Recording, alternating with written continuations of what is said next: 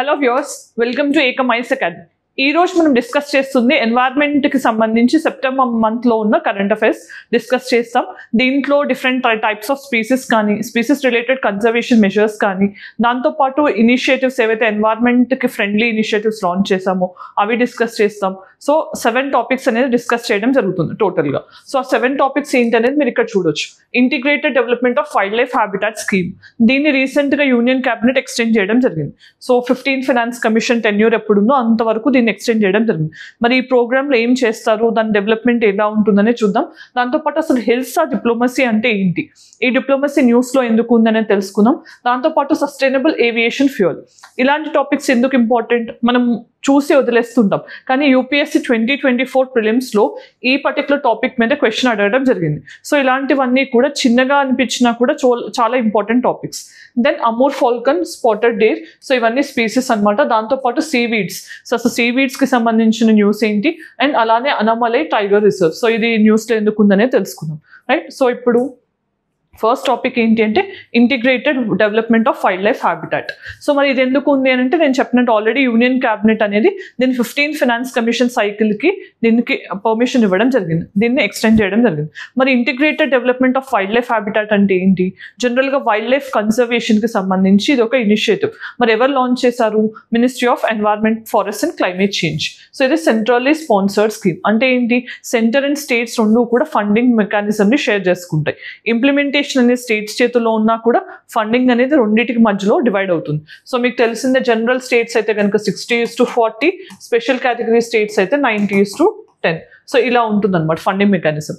మరి దీని కింద ఆల్మోస్ట్ మనకి 55 టైగర్ రిజర్వ్స్ ఇప్పుడు ఏవైతే ఉన్నాయో ఇండియాలో, దాంతోపాటు 33 elephant reserves, 33rd elephant reserve ఏంటని తెలిస్తే ఆన్సర్ కామెంట్ సెక్షన్లో చెప్పండి. దాంతోపాటు ఆల్మోస్ట్ 718 ప్రొటెక్టెడ్ ఏరియాస్, అంటే మనకి including wild life sanctuaries, national parks కానీ కన్జర్వేషన్ రిజర్వ్స్ కానీ వీటన్నిటిని కలిపి ఇన్ని ఏరియాస్లో ఒక వైల్డ్ లైఫ్ హ్యాబిటాట్ డెవలప్మెంట్ అనేది ఎలా ఉండాలి అనే దానికి ఈ స్కీమ్ అనేది చాలా important.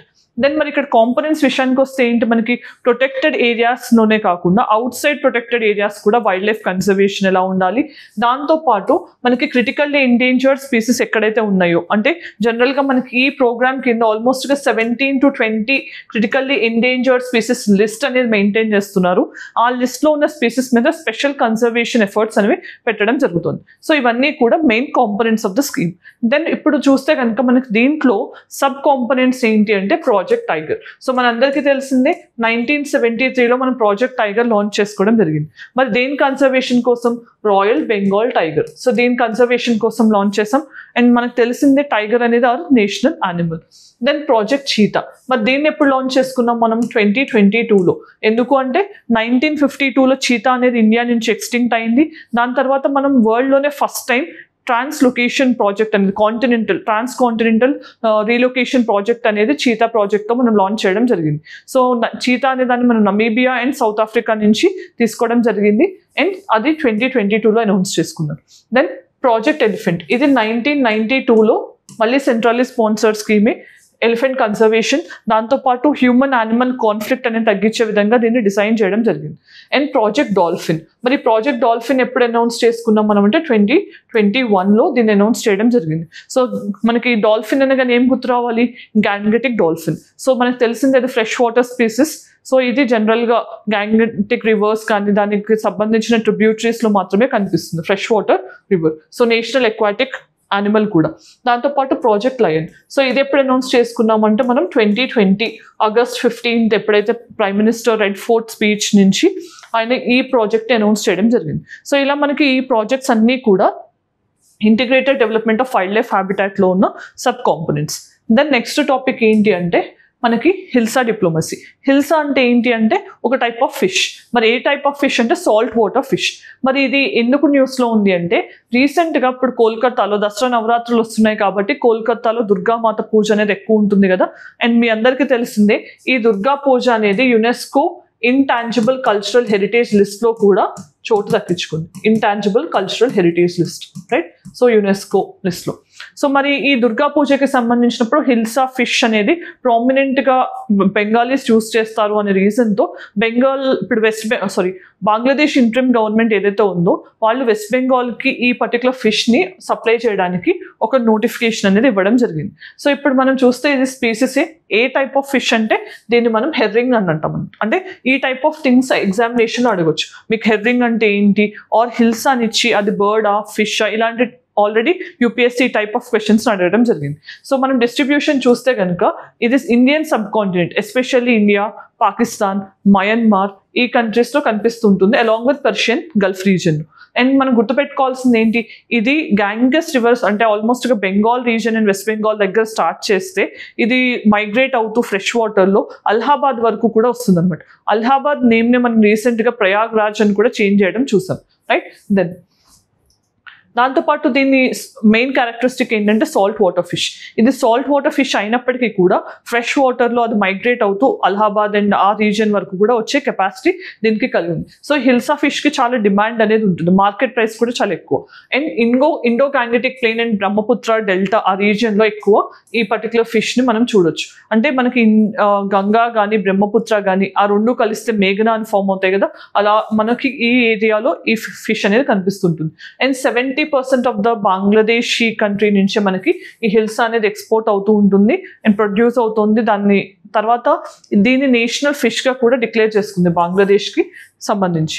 And then hilsa fish అనేది మనం చూస్తే కనుక గంగా, హుగ్లీ అనేది distributary of Ganga river and Mahanadi. So వీటిలో కూడా మనకి కనిపిస్తూ ఉంటుంది డిఫరెంట్ టైప్స్ ఆఫ్ హిల్సా. మరి దీని IUCN కన్సర్వేషన్ స్టేటస్ ఏంటి అంటే లీస్ట్ కన్సర్న్. సో ఇది గుర్తుపెట్టుకోవాలి.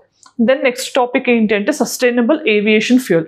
మరి ఇది ఎందుకు న్యూస్లో ఉంది అంటే రీసెంట్గా India and Brazil sustainable aviation ఫ్యూయల్కి సంబంధించి ఒక కొలాబరేషన్ అనే దాన్ని or cooperation agreement type of థింగ్ని ఫామ్ చేసుకోవడం జరిగింది. మరి దీన్ని గుర్తుపెట్టుకోవాలంటే ఏంటి, మనం సస్టైనబుల్ ఏవియేషన్ ఫ్యూయల్, ఏవియేషన్ అంటే జనరల్గా ఏరోప్లేన్స్లో జెట్స్లో యూజ్ చేస్తారు.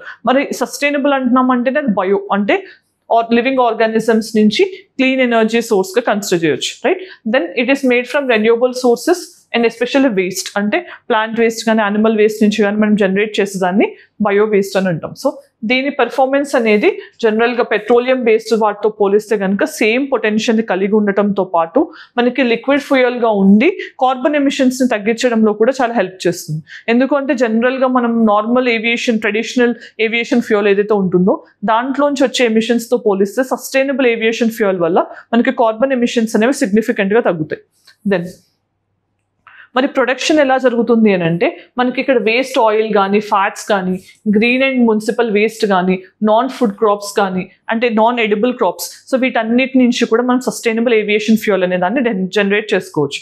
సో మీకు FSSAI విషయంలో FSI అంటాం కదా, సో దేని విషయంలో గుర్తుంటే రుకో అనే ఇనిషియేటివ్ కూడా ఉంది, రీయూస్డ్ కుకింగ్ ఆయిల్ ఇనిషియేటివ్. అంటే రిపీటెడ్గా యూస్ చేస్తున్న ఆయిల్ ఏదైతే ఉంటుందో అంటే ఫుడ్ షాప్స్ కానీ అడల్ట్రేషన్ చేస్తుంటారు కదా, సో అలాంటి చోట్ల ఏంటంటే ఈ యూస్డ్ ఆయిల్ని బై చేసి వాళ్ళు దీన్ని ఏవియేషన్ ఫ్యూయల్గా కానీ డీజిల్గా కానీ కన్వర్ట్ చేయడం జరుగుతుంది.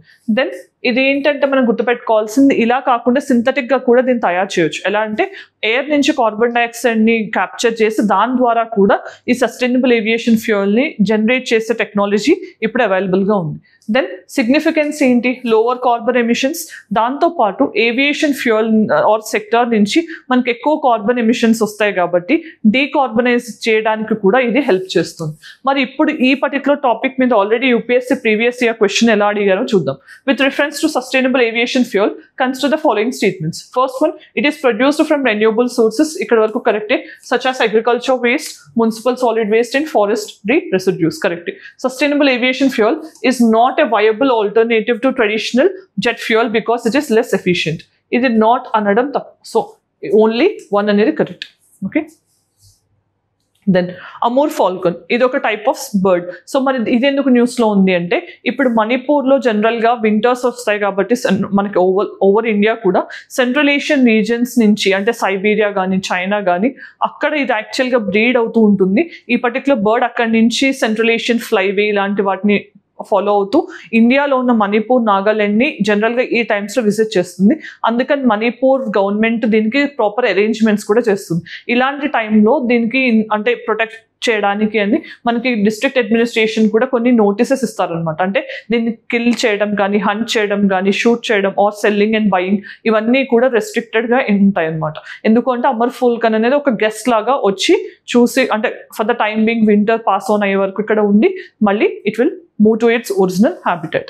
సో మన ఇక్కడ చూస్తే కనుక మణిపూర్ అనేది, దాంతోపాటు ఇది ఫాల్కన్ ఫ్యామిలీకి సంబంధించిన రాప్టర్. దాంతోపాటు మణిపూర్ అండ్ నాగాలాండ్ని కామన్గా విజిట్ చేస్తుంది. మరి దీని ఒరిజినల్ ప్లేస్ ఏంటి అంటే సైబీరియా, ఎస్పెషల్లీ చైనా కూడా. సో వింటర్స్లో ఇట్లా మైగ్రేట్ అవుతూ ఉంటుంది. So that to avoid extreme winters. Then ఇది schedule 4 of Indian wild life protection యాక్ట్లో ఉంది. దాంతోపాటు లీస్ట్ కన్సర్న్ అనేది IUCN స్టేటస్. సో ఇది అమూర్ ఫాల్కన్. దెన్ నెక్స్ట్ ఏంటి మనకి స్పాటెడ్ డీర్. మరి ఈ స్పాటెడ్ డీర్ విషయానికి వస్తే న్యూస్ ఏంటి అంటే మనకి రీసెంట్గా స్పాటెడ్ డీర్ చీతల్ అని కూడా అంటాం, ఇది మధ్యప్రదేశ్లో పెంచ్ టైగర్ రిజర్వ్లో హ్యాబిటాట్ స్ట్రెస్ అనే దాన్ని ఫేస్ చేయడంతో రీలొకేషన్ చేయాలి అనే ప్రాజెక్ట్ కూడా కన్సిడరేషన్లో ఉంది. మరి రీలొకేషన్ అంటే ఏంటి, వన్ ప్రొటెక్టెడ్ ఏరియా నుంచి ఇంకొక చోటకి మార్చడం. అక్కడ ఏంటంటే వాటికి పాపులేషన్ తక్కువ ఉండటం ఒక కారణం అయి ఉండొచ్చు, లేదంటే వాటికి అక్కడ ప్రాపర్ హ్యాబిటాట్ లేకపోవడం, habitat destruction are habitat loss అయినప్పుడు కూడా ఇలాంటివి చేసే అవకాశం ఉంటుంది. మరి డిస్ట్రిబ్యూషన్కి వచ్చేసరికి ఇండియన్ సబ్ కాంటినెంట్. అంటే ఇండియన్ సబ్ కాంటినెంట్ అంటే ఏంటి, ఇండియా, శ్రీలంక, బంగ్లాదేశ్, భూటాన్, నేపాల్ ఎక్సెట్రా, పాకిస్తాన్, ఈ కంట్రీస్ అన్నిట్లోనూ మనం ఈ స్పాటెడ్ డీర్ ఆర్ చీతల్ని మనం చూడొచ్చు. మరి IUCN స్టేటస్ లీస్ట్ కన్సర్న్ గా ఉంది. ఇది ఒక సోషల్ యానిమల్ అనమాట, అంటే కొంచెం మనలాగా సోషల్ గా బిహేవ్ చేసే కెపాసిటీ కూడా స్పాటెడ్ డీర్ కి ఉంది. Then seaweeds. మరి ఈ టాపిక్ ఎందుకు ఉంది అంటే రీసెంట్గా department of fisheries, especially under ministry of animal husbandry and dairying, వీళ్ళు ఏం చేశారు అంటే Indian council of agriculture research కింద మనకి central marine fishery research institute ఏదైతే ఉందో దాని కింద సీవీడ్ కల్టివేషన్ అనే దాన్ని స్టార్ట్ చేస్తున్నారు. సో ఇక్కడ మనం గుర్తుపెట్టుకోవాల్సింది, సీవీడ్స్ ఎవరు డెవలప్ చేస్తున్నారు ఇండియాలో అంటే మనకి మార్కెట్లో కూడా దీనికి డిమాండ్ ఎక్కువగా ఉంది. ఆల్రెడీ చైనా ఈ డొమైన్లో ముందుంది మనకంటే. సో మనం ఇప్పుడు సీవీడ్ కల్టివేషన్ని అఫీషియల్గా స్టార్ట్ చేస్తున్నాం కాబట్టి ICAR, Indian council of agriculture research, ఇది అటానమస్ ఇన్స్టిట్యూషన్ అనమాట అండర్ మినిస్ట్రీ ఆఫ్ అగ్రికల్చర్. దాని కొలాబరేషన్తో central marine fisheries research institute అనే దానికి ఈ కొలాబరేషన్ అనేది ఉంది. సో ఇక్కడ మనం సీవీడ్ అంటే ఏంటి, జనరల్గా ఒక ఆల్గే కానీ లేకపోతే ప్లాంట్ కానీ. సో అది ఏంటంటే డీప్ ఇన్ ద ఓషన్ ఉంటుంది, అంటే సీ బెడ్లో ఉంటుంది, ఆల్మోస్ట్ కింద గ్రౌండ్లో ఉంటుంది.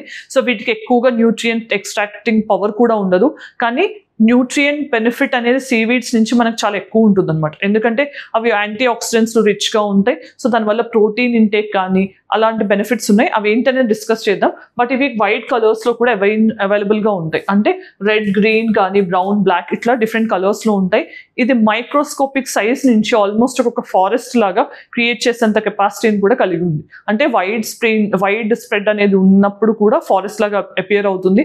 ఒకవేళ ఏదన్నా దానికి హ్యాబిటాట్ థ్రెట్ అనేది ఫేస్ చేస్తే కనుక మళ్ళీ అదంతా డిస్ట్రాయ్ అయ్యే ఛాన్స్ కూడా ఉంటుంది. మరి సీవీడ్స్ అనేవి జనరల్గా మనకి సీ బాటంలోనే కనిపిస్తాయి. మరి ఇప్పుడు మనం యూజెస్ ఏంటి, ఇలాంటి వాటిని రేపు ప్రిలిమ్స్లో అడిగే ఛాన్స్ ఉంటుంది. సో ఫస్ట్ ఏంటంటే సీవీడ్స్ ఎడిబుల్ అంటే మనం తినేది ఉంటుంది, like mushrooms and all. Then మనకి ఫర్టిలైజర్స్గా కూడా యూస్ అవుతాయి. అండ్ బాడీని యాంటీ ఆక్సిడెంట్స్ కలిగి ఉంటాయి కాబట్టి ఫ్రీ రాడికల్స్ నుంచి ప్రొటెక్ట్ చేస్తాయి. దాంతోపాటు ప్రోటీన్ ప్రొడక్షన్ అనేది బాడీలో ఇంక్రీజ్ చేస్తాయి. డయాబెటీస్ మేనేజ్మెంట్లో హెల్ప్ చేస్తాయి. యాంటీ ఇన్ఫ్లమేటరీ అంటే పెయిన్ రాకుండా బాడీకి ప్రొటెక్టివ్ మెకానిజంగా ఉంటాయి. అండ్ ఎఫెక్టివ్ బైండింగ్ ఏజెంట్స్, అంటే వీటిని ఎమ్యులేటరీస్ అంటాం మనం. సో దానివల్ల ఏంటంటే మనకి కాస్మెటిక్స్ లాగా టూత్ పేస్ట్ కానీ ఫేస్ వాష్ ఆర్ ఫేస్ క్రీమ్స్లో ఆ థిక్నెస్ కానీ ఆ బైండింగ్ కెపాసిటీ రావడానికి సీవీడ్స్ని యూస్ చేస్తుంటారు. సో మనం చూస్తాం బయోటెక్లో కెల్ప్ షాంపూ అని అలాంటివి అన్నీ కూడా సీవీడ్స్ అనమాట, అంటే వాళ్ళు అలా చెప్తున్నారు. దెన్ లాస్ట్ టాపిక్ ఏంటంటే అన్నైమలై టైగర్ రిజర్వ్. మరి ఇదెందుకు న్యూస్లో ఉంది అని అంటే రీసెంట్గా తమిళనాడు ఫారెస్ట్ డిపార్ట్మెంట్ ఏం చేసింది, నీలగిరి టార్కి సంబంధించిన పాపులేషన్ మానిటర్ చేయడానికి కోసం ఒక డివైస్ రేడియో ట్రాకింగ్ లాంటిది స్టార్ట్ చేయడం జరిగింది. ఎక్కడ అంటే అన్నైమలై టైగర్ రిజర్వ్లో. మరి ఇక్కడ మనం గుర్తుపెట్టుకోవాల్సింది ఎక్కడుంది, ఇది అన్నైమలై హిల్స్. సో మనకు తెలిసిందే వెస్ట్రన్ ఘాట్స్లో హైయెస్ట్ పీక్ ఏంటి అనేది మీకు తెలిస్తే ఆన్సర్ కామెంట్ సెక్షన్లో చెప్పండి. మరి ఇది ఎక్కడ ఉంది అంటే పాల్కడ్ గ్యాప్. మరి ఈ గ్యాప్ ఏంటి అంటే మనకి జనరల్గా మౌంటైన్ పాసెస్ అనేవి ఉంటాయి కదా, మౌంటైన్స్ని మనం దాటడానికి. సో ఈ మౌంటైన్ పాస్ అనేది రెండింటిని కనెక్ట్ చేస్తుంది. అది ఏంటి అంటే కోయంబత్తూర్ ఇన్ తమిళనాడుని and Palakkad in Kerala. So ఈ రెండింటిని కనెక్ట్ చేసేది ఈ పాల్కడ్ గ్యాప్ అనమాట. ఇదేమో కేరళలో అండ్ ఇదేమో తమిళనాడులో రైట్.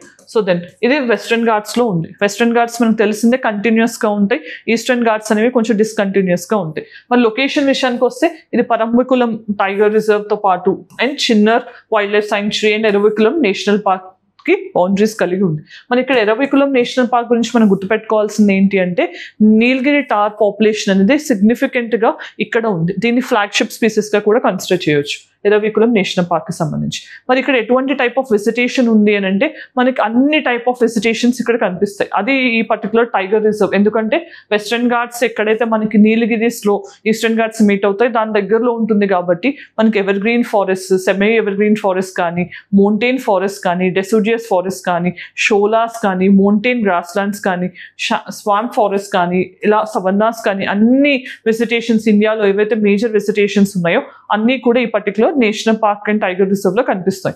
దెన్ ఈ రోజు ప్రాక్టీస్ క్వశ్చన్ ఏంటనే చూద్దాం. So with reference to Nilgiri tar, consider the following statements. It is endemic with respect to Western Ghats. It is listed as vulnerable in IUCN Red List of threatened species. It has been designated as the state animal of Kerala. మరి వీటిల్లో ఏ option correct అనేది answer comment section లో చెప్పండి. Then మరి ఈరోజు మనం ఈ వీడియోలో ఏం డిస్కస్ చేసాం, ఎన్వైర్న్మెంట్కి సంబంధించి సెప్టెంబర్ మంత్లో వచ్చిన కొన్ని ఇంపార్టెంట్ కరెంట్ అఫైర్స్ అనేవి డిస్కస్ చేయడం జరిగింది. మీకు ఇలాంటి ఇనిషియేటివ్ నచ్చినా లేకపోతే మీకు కొన్ని టాపిక్స్ కవర్ చేస్తే బాగుంటుంది మా సైడ్ నుంచి అనేది ఉంటే కనుక అది కూడా కామెంట్ సెక్షన్లో చెప్పండి. నేను అలాంటి వాటిని కవర్ చేయడానికి ట్రై చేస్తాను. దెన్ ఈరోజు మనం సెప్టెంబర్ కరెంట్ అఫైర్స్ అనేది ఎన్వైర్న్మెంట్ పాయింట్ ఆఫ్ వ్యూలో చూసాం కదా. ఈ రోజు మీకు వీడియో నచ్చినట్లయితే కనుక కామెంట్ సెక్షన్లో చెప్పండి. Thanks for watching. All the very best.